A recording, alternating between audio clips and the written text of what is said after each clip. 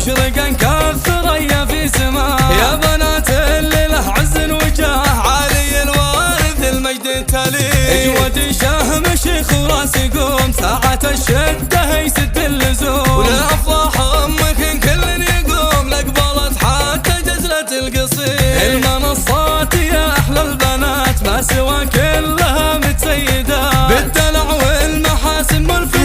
كل خاطر بشوفتك سعيد القلوب الله اعطاك قبول في ربوع الوطن عرض. من يرى وصافك هذا يقول ما على الزين هذا من مزيد. يا جهله على الممشق صلي مذهله بالجواهر والحلي. بين اقرانك قدرك معتلي ويوم شوفات مضاوي يوم عين. يا جهله جل من سوى حلاك واكرمك بالرزاله يا الملاك. احذر الورد لا يجرح يدك باللطافات ما هو شي بعيد. بالوصايف صابر بالفعل غير وجهها وجه سعد وفارق. جابت الزين كل من الاخير كل منصف بها دايم يشيل. وانت يرداي مهما في لك مثيل غصن لا هبه تنسى من يمين. في ابتساماتك والطرف الكحيل حار شعري وانا شعر مجيد.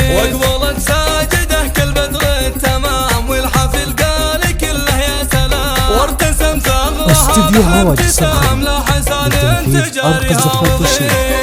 هذه النسخة للاستماع فقط. جميع الحقوق والنشر والتوزيع محفوظ. مرحبا يا فريدة الخصال يا بنات مهدي يسحون الرجال. انتن الزين وآيات الجمال وانتن اللطف والذوق الفريد. نورا ساحة الحفل ومساه واشرقا كالثريا في سماء. يا بنات اللي له عز وجاه عالي الوارث المجد التالي.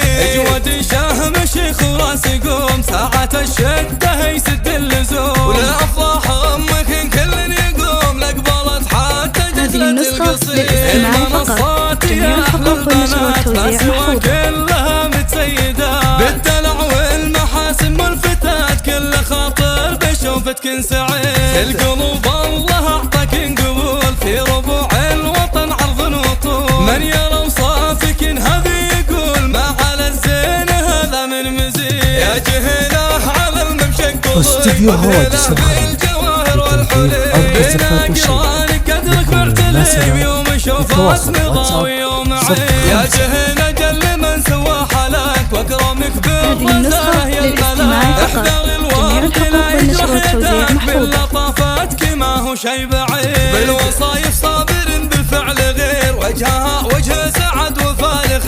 جابت الزين كل من الاخير كل منصف بها دايم يشيل. وانت يرد